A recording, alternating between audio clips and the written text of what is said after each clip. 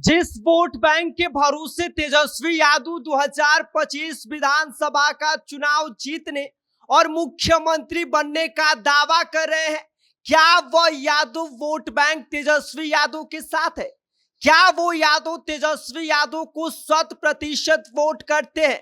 अगर आपको लगता है हाँ, तो आप गलत सोच रहे हैं, क्योंकि लोकसभा चुनाव 2024 इस बात का खुद गवाह है कि ऐसा नहीं होता है। और यही तेजस्वी यादव की सबसे बड़ी समस्या है, क्योंकि जिस यादव वोट बैंक के भरोसे तेजस्वी यादव मुख्यमंत्री बनने निकले हैं, उसके भरोसे तो मुख्यमंत्री नहीं बन पाएंगे। और हम ऐसा क्यों कह रहे हैं, सब कुछ आगे हम आपको विस्तार से बताएंगे, लेकिन उससे पहले मेरा परिचय जान लीजिए। मेरा नाम विष्णु है और आप देख रहे हैं जनता जंक्शन। बिहार की सियासत में जाति सबसे बड़ा फैक्टर रही है, और जब जाति की बात होती है तो यादव समाज को नजरअंदाज नहीं किया जा सकता है। राज्य की आबादी में करीब 14% यादव समाज के लोग हैं, जिसे लालू प्रसाद यादव ने 90 के दशक में राजनीति का सबसे बड़ा हथियार बना दिया। मुस्लिम यादव यानी कि MY समीकरण ने ही राजद को ताकत दी और लंबे वक्त तक सत्ता दिलाई। लेकिन अब तस्वीर 2025 आते आते बदल रही है, क्योंकि तेजस्वी यादव 2025 विधानसभा चुनाव को लेकर यह दावे ठोक रहे हैं कि उनका भरोसा यादव मुस्लिम वोट बैंक पर है। पर सवाल अभी है कि क्या यादव मुस्लिम जो उनका समीकरण है उसमें से यादव अभी भी 100% RJD के साथ खड़े हैं? तो इसका जवाब है नहीं। 2024 लोकसभा चुनाव इस बात का बड़ा सबूत है, क्योंकि RJD ने लोकसभा चुनाव 2025 में 23 सीटों पर अपनी किस्मत आजमाई, लेकिन RJD के हाथ लगी सिर्फ 4 सीटें।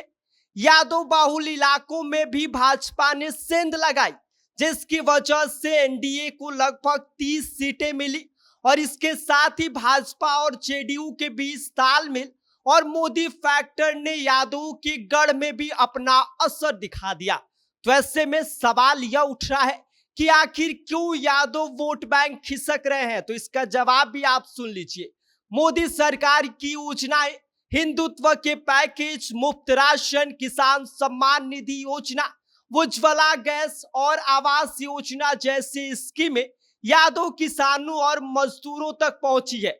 साथ ही अयोध्या राम मंदिर यात्रा पैकेज और विकास बनाम जंगल राज का नैरेटिव ने पूरे माहौल को बदल दिया है। एक और अहम बिंदु है, बीजेपी ने यादव चेहरे को भी आगे किया है। दरभंगा से गोपाल सिंह ठाकुर जैसे कैंडिडेट उतारकर यह संदेश देने की कोशिश की है कि भाजपा यादव का विरोधी नहीं है। केंद्र सरकार और मध्य प्रदेश जैसे राज्यों में यादव नेताओं को मंत्री और CM की कुर्सी देकर भाजपा ने यादव में अपना भरोसा बढ़ाने की कोशिश की है। और अब बात करते हैं RJD की रणनीति पर। तो आपको बता दें कि 2020 विधानसभा चुनाव में RJD ने 144 सीटों पर अपनी लड़ाई लड़ी थी, लेकिन इनमें से 58 सीटें यादवों को दी, यानी कि लगभग 144 सीटों का 40% जो सीट था वो यादवों को दे दिया गया, जबकि आबादी में उनका हिस्सा सिर्फ 14% ही है। इससे गैर यादव OBC और EBC में असुरक्षा की भावना बढ़ी और वे बड़ी संख्या में भाजपा और JDU के पाले में चले गए। ऐसे में यही पैटर्न अगर 2025 विधानसभा चुनाव में तेजस्वी यादव ने रिपीट किया तो तेजस्वी यादव तो CM नहीं बन पाएंगे। दूसरी ओर समाजवादी पार्टी ने उत्तर प्रदेश में इसी ट्रेंड को भांप लिया। और आपको बता दें कि समाजवादी पार्टी ने 2019 के चुनाव में ज्यादा सीटों पर यादवों को टिकट दिया, जिसकी वजह से सपा को नुकसान झेलना पड़ा। लेकिन वक्त आते ही अखिलेश यादव समझ गए कि ज्यादा सीटों पर यादवों को उतारना उनके लिए फायदेमंद नहीं है, तो उन्होंने अपना पूरा फॉर्मूला चेंज कर दिया और यादव उम्मीदवार को घटाकर EBC और गैर यादव OBC को ज्यादा प्रतिनिधित्व दिया।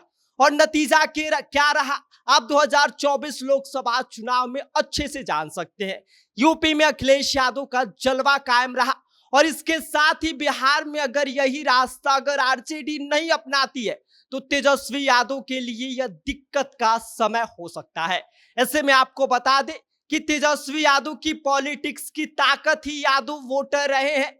अगर वे टिकटों का संतुलन बदलते हैं तो यादव वोट बैंक खपा हो सकता है। ऐसे में अगर तेजस्वी यादव पर ही सारा दाव लगाते हैं तो गैर यादव वोट बैंक एनडीए की झोली में चला जाएगा। और अगर गैर यादव वोट को जो गैर यादव लोग हैं उनको ज्यादा सीट देते हैं अगर तेजस्वी यादव, तो उनकी यादव समर्थक नाराज हो जाएंगे।